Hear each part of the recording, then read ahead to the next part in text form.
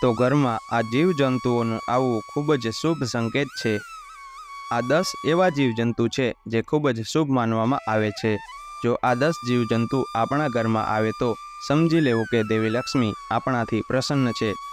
જો આ જીવજંતુ તમારા ઘરે આવે છે તો તમારા ભાગ્યનો ઉદય થવાનો છે અને તમારો જે પણ ખરાબ સમય હતો, તમે જે પણ સમસ્યાઓનો સામનો કરી રહ્યા હતા તે બધું સમાપ્ત થવાનું છે અને તમારા માટે સારો સમય આવવાનો છે।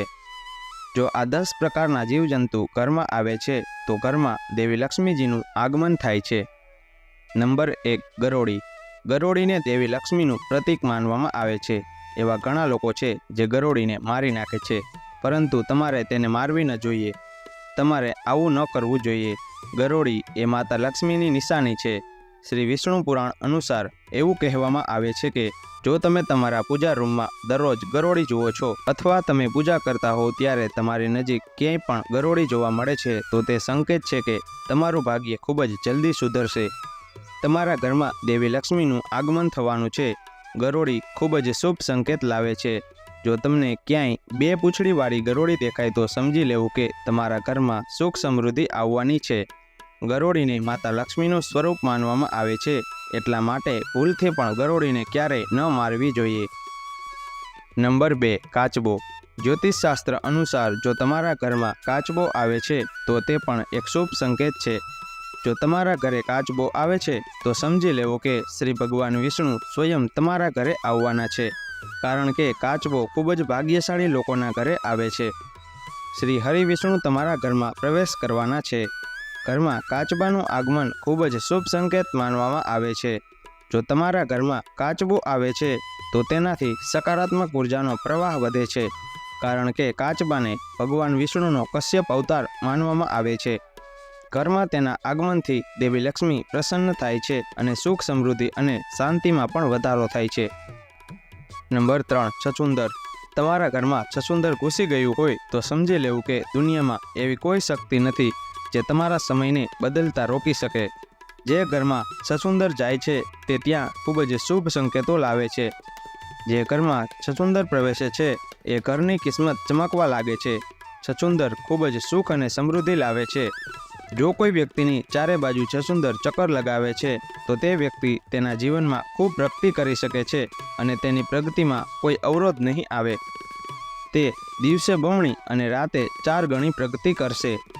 વાસ્તુશાસ્ત્ર અનુસાર છછુંદરનું આવવું આપણા પરિવાર માટે ખૂબ જ શુભ સંકેત છે। જો આપણા ઘરમાં છછુંદર આવે છે તો તે ઘરની દિનચર્યા બદલાઈ જાય છે અને પરિવારમાં ખુશીઓ આવવા લાગે છે। દેવી લક્ષ્મીની કૃપા હંમેશા તમારા પરિવાર પર બની રહે છે। જો કોઈ વ્યક્તિના ઘરની આસપાસ ચારે બાજુ છછુંદર ચક્કર લગાવે છે તો તેને અચાનક ઘરની અંદર ધન પ્રાપ્તિના સંકેતો મળે છે। જો તમે વેપાર કરો છો તો શક્ય છે કે તમને અચાનક તમારા ધંધામાં પૈસા મળી શકે છે। એટલા માટે જે ઘરમાં છછુંદર પ્રવેશ કરે છે તે ઘરનું ભાગ્ય ઉદય થવાનું બિલકુલ નિશ્ચિત હોય છે। નંબર 4, વીછી। જો તમારા ઘરમાં વીછી દેખાય તો સમજવું કે તમારા ઘરમાં કોઈ મુશ્કેલી આવવાની છે, પરંતુ જો તમે 2 વીછીને એક સાંકળમાં એટલે કે એકબીજાની પાછળ આ રીતે જોશો તો સમજી લો કે માતા લક્ષ્મી તમારું ઘર છોડીને જઈ રહ્યા છે। અને જો તે આવી રીતે તમારા ઘરમાં પ્રવેશતા જોવા મળે છે તો સમજવું કે દેવી લક્ષ્મી તમારા ઘરમાં પ્રવેશ કરવાના છે। જે નાના વીછી નીકળે છે તે ગરીબી અને દુઃખ દર્શાવે છે, પરંતુ જો તમે 2 વીછીને એક સાંકળમાં એટલે કે એકબીજાની પાછળ આ રીતે જોશો તો સમજી લો કે દેવી લક્ષ્મી તમારા ઘરે આવવાના છે। તમારા ભાગ્યનો ઉદય થવાનો છે, પણ વીછી સોનેરી રંગનો હોવો જોઈએ। જો સોનેરી રંગના વીછી ન હોય તો તે નિશાની માનવામાં આવતું નથી।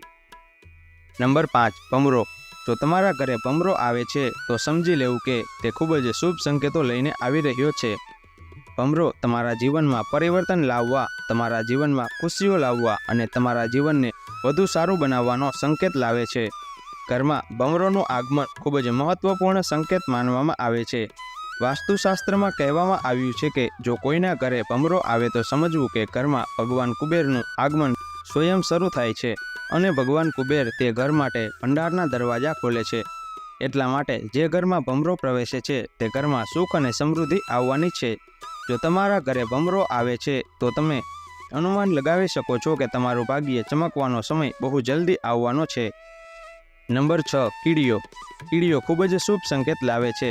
વાસ્તુશાસ્ત્ર અનુસાર એવું કહેવાય છે કે જો વ્યક્તિના ઘરમાં કીડીઓ પૂર્વ દિશા તરફ આવી રહી હોય તો સમજી લો કે જલ્દી જ તમારું ભાગ્ય તમારો સાથ આપવાનું છે. ખૂબ જ જલ્દી તમારા દુઃખના દિવસો દૂર થવાના છે અને તમારા ઘરમાં ખુશીઓ આવશે અને તમારા પરિવારના સભ્યોની પ્રગતિ થશે. જો કીડી પશ્ચિમ દિશામાંથી બહાર આવે તો સમજી લેવું કે તમે યાત્રા પર જવાના છો. તમે તમારી પસંદગીના કોઈ પણ સ્થળની મુલાકાત લઈ શકો છો. તમે કોઈ શુભ યાત્રા પર જવાના છો. જો કીડીઓ ઉત્તર દિશાથી બહાર આવે છે તો સમજી લો કે તમારા ઘરમાં ખુશીનો માહોલ આવવાનો છે. જો તમારા ઘરમાં લગ્ન સંબંધિત કોઈ સમસ્યા ચાલી રહી હતી તો તે હવે દૂર થઈ જશે. જો દક્ષિણ દિશાથી કીડીઓ બહાર આવતી જોવા મળે અથવા દક્ષિણ દિશાથી કીડીઓ તમારા ઘરમાં પ્રવેશતી જોવા મળે તો તમારે સમજી લેવું કે તમને અચાનક ક્યાંકથી પૈસા મળવાના છે અને તમે પ્રગતિ કરવા જઈ રહ્યા છો. કીડીઓ ખૂબ જ શુભ સંકેત આપે છે. જો શક્ય હોય તો કીડીઓને દરરોજ ખાંડ મિશ્રિત લોટ ખવડાવવો જોઈએ. આ ખૂબ જ શુભ સંકેત છે. તેનાથી તમારા અવરોધો દૂર થાય છે અને તમે પ્રગતિના માર્ગ પર આગળ વધો છો. એટલા માટે જો શક્ય હોય તો તમારે દરરોજ કીડીઓને ખાંડ મિશ્રિત લોટ ખવડાવવો જોઈએ. નંબર 7 મધમાખી. તમે મધમાખીનો મધપૂડો જોયો જ હશે. જો મધમાખીઓ તમારી આસપાસ કે તમારા ઘર અથવા જે ઘરમાં મધમાખીનો મધપૂડો બનાવ્યો હોય તો તે ઘરમાં ક્યારેય બરકત નહીં આવે. તેના નસીબમાં ઘણા છિદ્રો છે. જે રીતે મધમાખીના મધપૂડામાં નાના નાના કાણા હોય છે અને લાખો હજારો છિદ્રો હોય છે, એ જ રીતે જેના ઘરમાં મધમાખીઓ રહે છે એ ઘરના લોકોના નસીબમાં એટલા કાણા છે કે તેમનું નસીબ સાથ નથી આપતું. એટલા માટે તમારા ઘરમાં મધમાખીનો મધપૂડો ન બનાવવા દો. નંબર 8 પતંગિયું. જે ઘરમાં પતંગિયું આવે છે તે ઘરમાં ખૂબ જ શુભ સંકેતો લાવે છે. તમે જોયું જ હશે કે પતંગિયું સતરંગી હોય છે અને જે રીતે પતંગિયું રંગબેરંગી હોય છે તે ખૂબ જ સુંદર દેખાય છે. એ જ રીતે પતંગિયું આપણા જીવનમાં રંગબેરંગી ખુશીઓ લાવે છે અને આપણા જીવનમાં રંગો ફેલાવે છે અને આપણું જીવન ખુશીઓથી ભરાઈ જાય છે અને આપણા ઘરમાં સુખ સમૃદ્ધિ આવવા લાગે છે. એટલા માટે ઘરમાં પતંગિયાનું આવવું ખૂબ જ સારું માનવામાં આવે છે. વાસ્તુશાસ્ત્રમાં એ વાતનું સારી રીતે વર્ણન કરવામાં આવ્યું છે કે જ્યારે પણ કોઈના ઘરે પતંગિયું આવે છે ત્યારે તે હંમેશા શુભ સંકેતો લઈને આવે છે અને ઘરમાં સુખ અને સમૃદ્ધિ આવે છે. એટલા માટે જ્યારે પણ તમારા ઘરે પતંગિયું આવે તો તેને મારશો નહીં. જો આવા જીવજંતુ તમારા ઘરમાં પ્રવેશ કરે છે તો તમારે તમારા ઘરની પવિત્રતા અને સ્વસ્થતાનું ખાસ ધ્યાન રાખવું જોઈએ. તમારા ઘરમાં કોઈ ગંદકી ન હોવી જોઈએ. જો ત્યાં કરોળિયાના જાળા હોય તો તેને સાફ કરો. કરોળિયાને ક્યારેય ઘરમાં ન રહેવા દો. કરોળિયાના જાળાને તરત જ સાફ કરો. જો આપણા ઘરમાં કરોળિયાના જાળા હશે તો આપણા ઘરની પ્રગતિનો માર્ગ બંધ થઈ જશે. એટલા માટે ઘરમાં ક્યારેય કરોળિયાના જાળા ન હોવા જોઈએ. કરોળિયાના જાળાને કારણે દેવી લક્ષ્મી આપણા ઘરમાં પ્રવેશતા નથી. એટલા માટે કરોળિયાના જાળાને હંમેશા તમારા ઘરથી દૂર રાખવા જોઈએ.